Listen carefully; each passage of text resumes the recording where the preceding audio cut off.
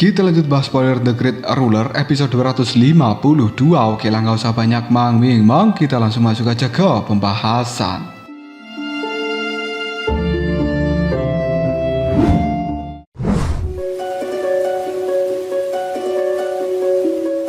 Qin Tian pada saat ini telah berada di hadapan dari seorang Mu Chen yang kemudian dia berkata bahwa perjanjian 1000 yang agung akan dimulai dalam waktu 3 bulan lagi, dan untuk perjanjian kali ini mereka harus benar-benar bisa menghancurkan dewa jahat surgawi sebelum segelnya kehilangan kekuatan. Mu Chen yang mengerti hanya bisa menganggukkan kepalanya, karena jika sampai dewa jahat surgawi berhasil bebas, maka seluruh dunia 1000 besar akan menghadapi bencana yang tidak pernah terbayangkan. Pertarungan berikutnya bukan lagi tentang memperebutkan tubuh abadi, tetapi adalah menentukan nasib dari seluruh dunia 1000 besar ini. Setelah konflik dengan klan Maha Kuno berakhir, Mu Chen mulai memahami bahwa masalah yang jauh lebih besar sedang menanti dirinya. Qin Tian menjelaskan bahwa perjanjian 1000 yang agung bukan sekedar pertemuan para penguasa surgawi. Dalam acara tersebut menyangkut keselamatan dari seluruh dunia ini. Oleh karenanya, semua dendam dan juga perselisihan antar kekuatan harus dikesampingkan. Mu Chen pun berjanji bahwa dia tidak akan pernah berkonflik dengan Maha Tian lagi. Dia sudah mendapatkan tubuh abadi yang tak pernah mati, sehingga tidak ada alasan untuk terus mempertajam permusuhan kali ini. Qin Tian juga menegaskan bahwa selama Mu Chen menjadi raja penakluk iblis dari istana 1000 yang agung, maka mereka tidak akan pernah membiarkan Maha Tian bertindak terlalu jauh. Setelah berpamitan, Qin Tian pun melanjutkan perjalanannya untuk mengantarkan undangan 1000 yang agung kepada para ahli tingkat sains yang lainnya. Namun sebelum pergi, King Yanjing dan juga Tetua Agung Futusuan serta yang lainnya pun mulai membahas ancaman yang sebenarnya. Mereka yakin ras jahat asing pasti akan berusaha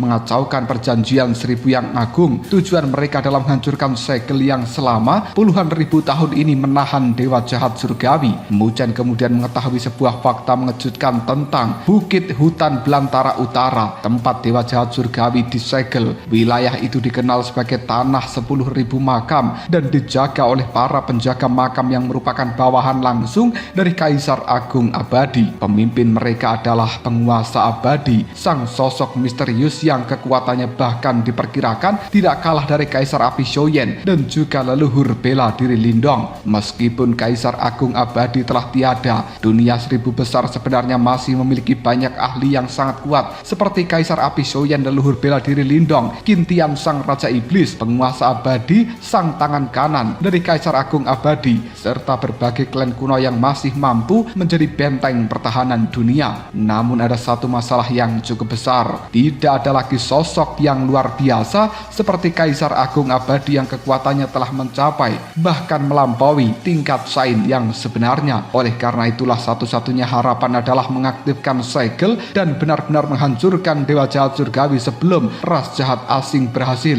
menyelamatkan sang dewa jahat surgawi itu. Mu Chen menyadari bahwa jika dewa jahat surgawi berhasil dibebaskan, maka perang besar tidak akan terhindarkan. Di tengah kekhawatiran itu, Luoli menggenggam tangan dari sang kekasih dan memberikan ketenangan kepadanya. Mu Chen kemudian menegaskan tekadnya. Dia telah berjuang selama puluhan tahun untuk bisa mencapai titik hari ini. Jika para iblis ingin menghancurkan dunia dan juga semua orang yang telah dia lindungi, maka Mu Chen akan maju melawan mereka sampai mati. Jika iblis-iblis itu yang jahat benar-benar datang, maka hanya akan menjadi pertempuran yang sesungguhnya. Sementara itu, jauh di dalam dunia 1000 besar ini, sebuah aula gelap yang penuh dengan energi iblis mengerikan telah terlihat. Di sana terdapat 32 singgasana sang raja, masing-masing ditempati oleh bayangan iblis berwarna gelap yang mewakili 32 klan besar dari ras jahat asing. Di antara mereka terdapat Kaisar Iblis, langit mayat hitam yang pernah menyerang Mu Chen di alam bawah pada saat itu, serta Kaisar Iblis pembunuh surga, pemimpin dari klan Iblis Pedang. Di posisi paling utama berdiri Kaisar Iblis Suci, pemimpin dari klan Iblis Suci sekaligus pemimpin dari 32 klan besar ras jahat asing ini. ini yang lebih mengejutkan, dewa jahat surgawi berasal dari klan iblis suci ini. Selama dewa jahat surgawi disegel, Kaisar Iblis Suci lah yang memimpin seluruh ras jahat asing. Kaisar Iblis Suci kemudian mengumumkan bahwa 3 bulan lagi perjanjian 1000 agung akan dimulai. Para iblis yang telah tertidur selama puluhan ribu tahun akhirnya bersiap melakukan pergerakan besar. Namun Kaisar Iblis Suci mengingatkan pada mereka untuk tidak meremehkan dunia 1000 besar. Meskipun tidak lagi memiliki Kaisar Agung Abadi, tapi masih ada 2 ancaman terbesar bagi mereka, yaitu Kaisar Api Shoyen dan juga leluhur bela diri Lindong. Dengan demikian perang besar antara dunia 1000 besar dan juga ras jahat asing mulai mendekati waktunya. 3 bulan lagi perjanjian 1000 agung akan dimulai, dan kali ini para iblis tidak berniat membiarkan hal itu berlangsung dengan damai. Di dalam aula 10.000 iblis, para pemimpin ras jahat asing mulai membahas tentang kekuatan musuh-musuhnya. Kaisar Iblis Pembunuh Surga kemudian menanyakan hasil pertemuan rahasia Kaisar Iblis Suci dengan Kaisar Api Shoyen beberapa tahun sebelumnya. Kaisar Iblis Suci mengakui bahwa Kaisar Api Shoyen memang sangat mengerikan. Penguasaannya terhadap dao api bahkan membuat api iblis suci miliknya tidak mampu berbuat banyak hal. Pengakuan ini membuat seluruh pemimpin klan menjadi terkejut karena mereka memahami betapa dahsyatnya kekuatan dari api iblis suci. Bukan hanya sekedar Kaisar Api Shoyen yang menjadi ancaman. Kaisar Iblis Langit Mayat Hitam kemudian mengungkapkan bahwa dia juga pernah berhadapan dengan leluhur bela diri Lindong, dan bahkan tubuh aslinya kemungkinan tidak mampu mengalahkan sosok tersebut. Dia kemudian menyalahkan Kaisar Iblis Yimo, yaitu pemimpin dari klan Iblis Yimo yang dahulu gagal menaklukkan alam bawah. Dari wilayah itulah leluhur bela diri Lindong muncul dan kini menjadi salah satu musuh terbesar dari ras jahat asing.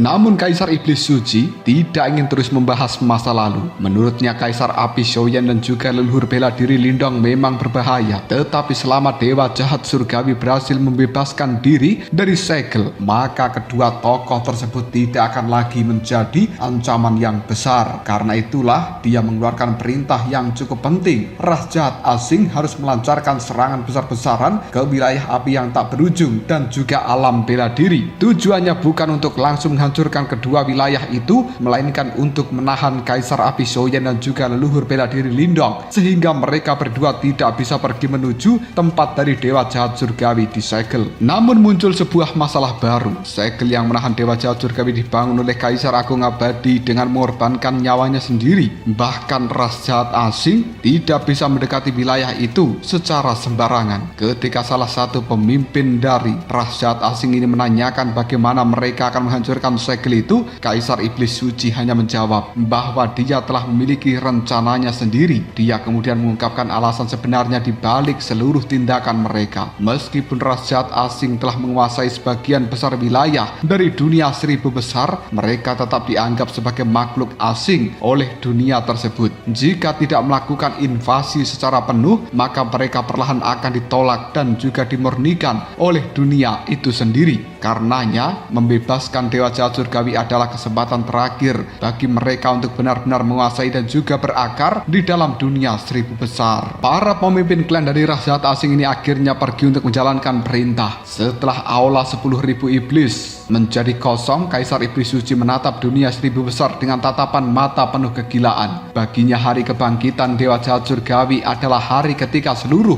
dunia 1000 besar akan bersujud di hadapan ras jahat asing, dan perang besar ini bukan lagi sekedar kemungkinan. Ras jahat asing telah mulai menjalankan rencana mereka untuk membebaskan dewa jahat surgawi. Di benua Tianluo, tepatnya pada istana surgawi kuno, kini telah kembali dipenuhi dengan kehidupan. Sungai-sungai kekuatan spiritual mengalir dengan deras, sementara para generasi muda berlatih dan juga menyerap energi spiritual untuk memperkuat diri mereka sendiri. Di bawah kepemimpinan dari seorang Muchen, kediamanmu yang dulu hanya didirikan dengan sederhana sekarang telah berkembang menjadi salah satu kekuatan terbesar di dalam benua Tianluo. Dari sebuah bukit, Mu Chen memandangi semua itu dengan rasa bangga. Namun perhatiannya kemudian tertuju pada sosok anggun yang berjalan melewati tempat latihan. Sosok itu tak lain adalah sang kekasih yang merupakan Luoli. Kedatangannya langsung menarik perhatian dari para pemuda dan juga membuat banyak orang kagum. Mu Chen menghampiri Luoli dengan nada bercanda mengatakan bahwa semua yang mereka bangun merupakan fondasi untuk anak mereka kelak. Luoli langsung tersipu malu dan juga sedikit kesal. Ketika Mu Chen kembali menggoda tentang memiliki seorang anak, Luoli membalasnya dengan sebuah sikutan keras di dadanya. Meski begitu, suasana mereka berubah menjadi hangat ketika Luoli tiba-tiba memberikan ciuman singkat kepada Mu Chen. Di atas bukit ini, keduanya kemudian berbicara tentang perjalanan panjang yang telah mereka lalui. Luoli mengingat masa ketika Mu Chen masih seorang pemuda dari Akademi Spiritual Langit Utara. Saat itu dia pernah berjanji bahwa suatu hari nanti dirinya akan menjadi ahli yang tidak tertandingi agar tidak ada seorang pun yang bisa memisahkan mereka berdua lagi. Janji tersebut ternyata harus dibayar dengan perjalanan yang penuh kesulitan dan juga bahaya. Namun Mu Chen berhasil melewati semuanya tanpa kehilangan senyum dan juga keyakinan akan dirinya. Luoli pun mengungkapkan bahwa hal yang paling membuatnya bahagia bukanlah kedudukannya sebagai sang santa atau gadis suci ataupun keberhasilannya menyelamatkan klan Dewa Luo, melainkan karena dia pernah bertemu dengan Mu Chen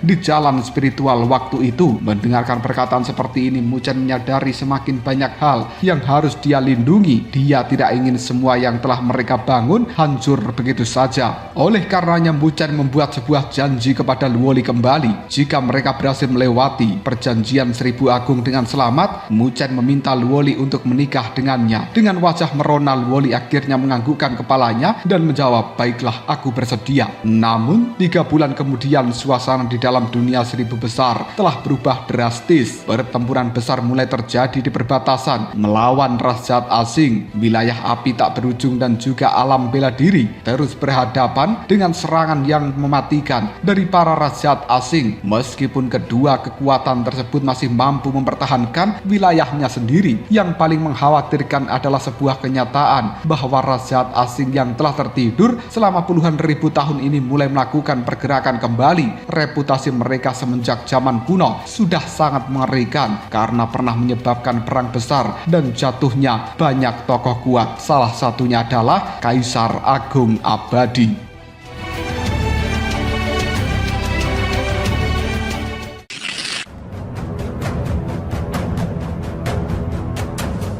Kali ini ketakutan kembali menyebar ke seluruh dunia 1000 besar ini. Semua orang sadar bahwa kebangkitan mereka dapat membawa bencana yang besar. Di tengah situasi tersebut, kediaman Mu telah menjadi penguasa yang tak terbantahkan di dalam benua Tianluo. Para pemimpin berbagai faksi tingkat atas pun berkumpul di markas dari istana milik Mu Chen, menandakan bahwa sebuah badai yang besar akan segera dimulai. Menghadapi kebangkitan dari ras jahat asing, Mu Chen mengambil sebuah keputusan untuk pergi menuju bukit hutan belantara utara. Sebelum berangkat, dia memerintahkan seluruh bawahannya untuk menjaga benua Tianluo dan bersiap memasuki kondisi perang kapan saja. Mu Chen sadar bahwa perjalanan ini sangat berbahaya. Ras jahat asing pasti akan berusaha menghancurkan segel dewa jahat surgawi, sehingga pertempuran besar hampir tak bisa dihindari. Para pemimpin dari faksi di dalam benua Tianluo pun memahami bahwa ini bukan lagi sekedar perselisihan antara kekuatan, melainkan sebuah krisis kepunahan yang bisa mengancam seluruh orang di dalam dunia 1000 besar ini. Di tengah suasana yang tegang itu,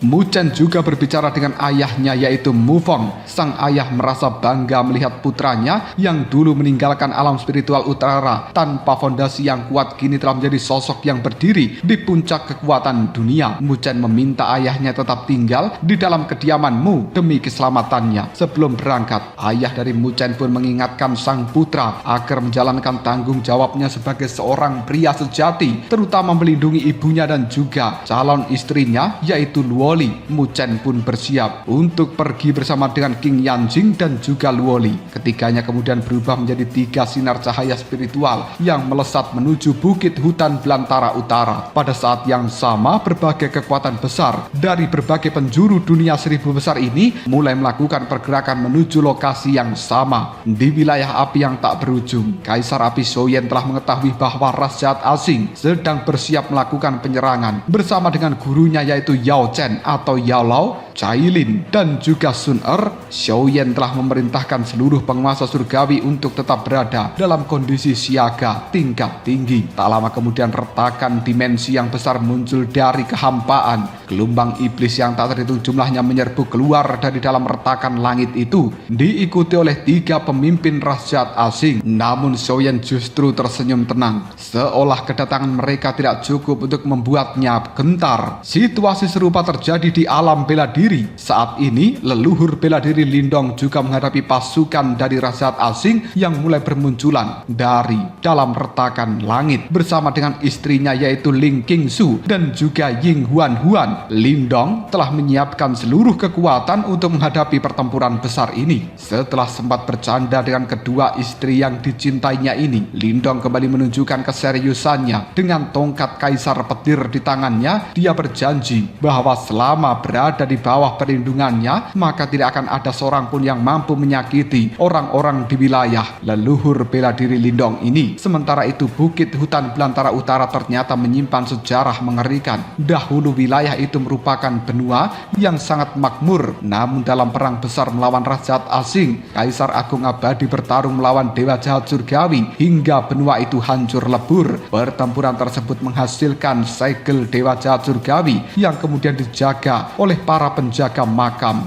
Setiap 1000 tahun melalui perjanjian 1000 agung, para penguasa surgawi harus berkumpul untuk mengaktifkan kembali segel itu dan juga mengikis kekuatan dari sang dewa jahat surgawi. Dan kali ini perjanjian 1000 agung telah kembali tiba. Seluruh dunia 1000 besar menggantungkan kedamaian dari dunia ini pada segel mereka. Dan ketika Muchen akhirnya tiba di wilayah itu, satu pertanyaan muncul dalam benaknya. Apakah ini benar-benar bukit hutan belantara utara? Namun yang menantinya di tempat tersebut bukanlah sekedar ritual penyegelan, melainkan perang besar yang akan menentukan nasib dari seluruh dunia 1000 besar ini. 3 cahaya spiritual menembus badai, ruang angkasa, dan akhirnya tiba di hadapan bukit hutan belantara utara. Di depan Muchen, King Yanjing dan juga Luoli terbentang sebuah benua yang telah hancur berkeping-keping dan berwarna merah gelap. Dari tempat itu terpancar aura yang sangat tragis sekaligus mengerikan, sisa kekuatan dari pertempuran besar antara Kaisar Agung Abadi melawan dewa jahat surgawi. Bahkan King Yanjing yang telah mencapai tingkat Grandmaster Suci merasakan tekanan yang luar biasa. Muchen segera menyadari betapa berbahayanya tempat itu. Disinilah dewa jahat surgawi disegel. Meskipun telah disegel selama puluhan ribu tahun, auranya masih terasa. Untungnya formasi besar peninggalan dari Kaisar Agung Abadi terus menekan kekuatan itu.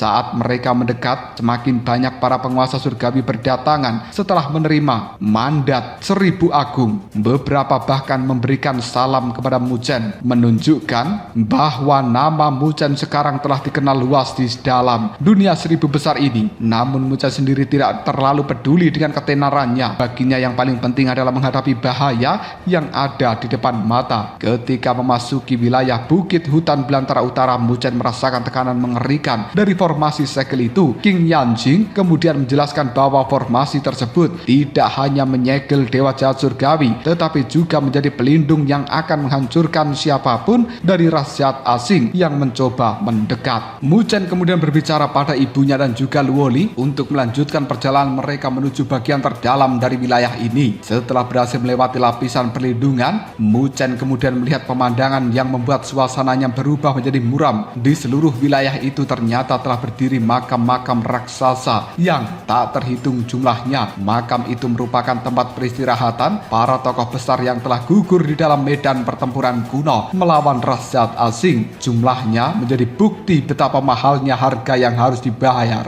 oleh dunia 1000 besar demi mempertahankan kedamaian dari dunia ini.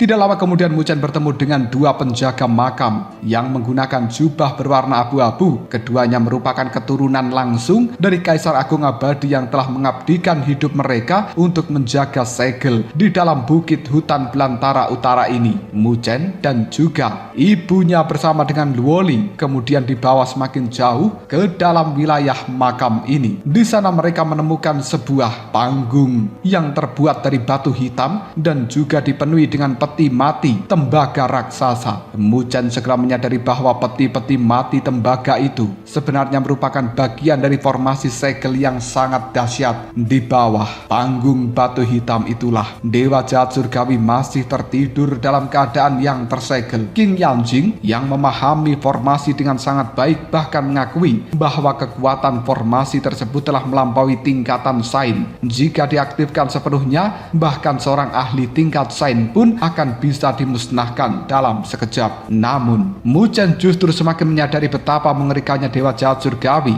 Meskipun menggunakan segel sekuat itu, diperlukan waktu 49.000 tahun untuk perlahan menghapus jejak kehidupannya. Setelah itu mereka tiba di hadapan sebuah bangunan megah yang bernama Istana Seribu Agung. King Yanjing menjelaskan bahwa istana tersebut merupakan relik suci yang tak tertandingi tingkat Sain dan termasuk salah satu harta terkuat di dalam dunia seribu besar ini. Ketika pintu dari Istana Seribu Agung ini terbuka, Mu Chen dan juga ibunya bersama dengan Luoli masuk. Di dalamnya telah berkumpul banyak para penguasa surgawi dari berbagai penjuru dunia seribu besar. Namun perhatian Mu Chen langsung tertuju pada deretan kursi berwarna emas paling dalam. Di sanalah duduk sosok yang sangat familiar. Dia adalah Raja Penakluk Iblis dari Istana Seribu Agung yang tak lain merupakan Qin Tian. Dan dengan berkumpulnya para penguasa surgawi di tempat ini, jelas bahwa perjanjian Seribu Agung yang menentukan nasib seluruh dunia seribu besar akan dimulai. Di dalam Istana Seribu Agung itu, Mu Chen, King Yanjing, Luoli mendapatkan sambutan dari Qin Tian, sang Raja Penakluk Iblis. Qin Tian bahkan mempersilahkan mereka duduk di kursi emas, sebuah kehormatan yang langsung menarik perhatian para penguasa surgawi yang telah hadir di dalam ruangan ini. Di dalam Istana Seribu Besar, posisi tempat duduk menunjukkan status dan juga kekuatan seseorang. Kursi biasa diperuntukkan bagi para penguasa surgawi tingkat roh. Kursi perak diperuntukkan bagi para penguasa surgawi tingkat abadi. Sedangkan kursi emas diberikan pada ahli penguasa surgawi tingkat Sain atau pemimpin kekuatan super. Qin Tian kemudian menjelaskan bahwa Mu Chen memang layak duduk di sana karena selain menjadi penguasa dari kediamanmu dan juga Raja Penakluk Iblis, kekuatan Mu Chen telah mencapai tingkat yang sebanding dengan penguasa surgawi tingkat Sain tahap menengah. Dia juga merupakan pemilik dari tubuh abadi yang tak pernah mati. Saat menuju kursi emas itu, Mu Chen kembali bertemu dengan musuh lamanya, yaitu Kaisar Pertempuran Surga Barat. Dahulu kala keduanya pernah berselisih karena masalah Luoli, namun kini keadaannya telah berubah. Kaisar Pertempuran Surga Barat telah mencapai tingkat Sain, tetapi dia sadar bahwa Mu Chen telah berkembang jauh lebih cepat dan bahkan mampu menghadapi Maha Tian. Mu Chen memilih untuk tidak memperpanjang dendam di antara mereka dan dia mengatakan bahwa perselisihan masa lalu telah selesai. Selama Kaisar Pertempuran Surga Barat tidak mengganggu klan Dewa Luo, maka Mu Chen juga tidak akan pernah mempermasalahkan masa lalunya. Dengan sikap yang tenang, Mu Chen kemudian duduk di kursi emasnya. Tidak lama kemudian semakin banyak tokoh besar berdatangan. Para pemimpin dari klan kuno Tailing, klan kuno Langit Malam, klan Maha Kuno menempati kursi emas masing-masing. Maha Tian sendiri bertemu kembali dengan Mu Chen, tetapi memilih menahan amarahnya karena pertemuan ini bukan tempat untuk menyelesaikan dendam pribadi. Perhatian Mu Chen kemudian tertuju pada klan kuno terpencil. Pemimpin dari klan kuno terpencil, tubuh fisiknya telah mencapai tingkatan Sain, membuat Mu Chen menyadari bahwa tempat itu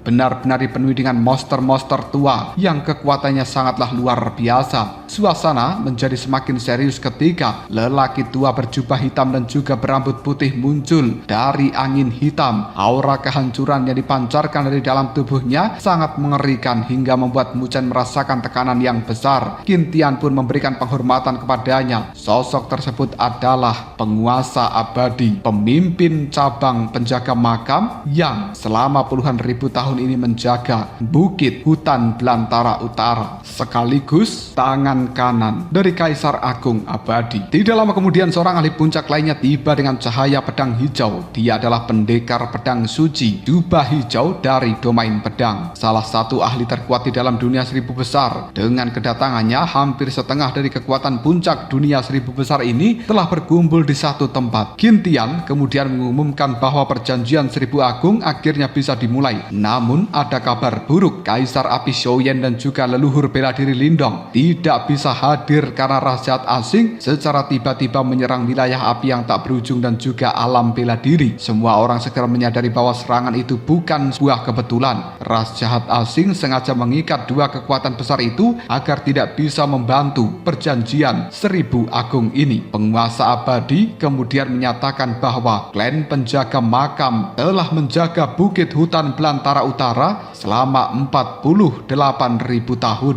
dan tidak akan membiarkan siapapun mengganggu proses terakhir penyegelan. Qin Tian juga menegaskan bahwa selama segel berhasil diaktifkan, maka jejak kehidupan dari Dewa Jahat Surgawi akan bisa sepenuhnya dihapus.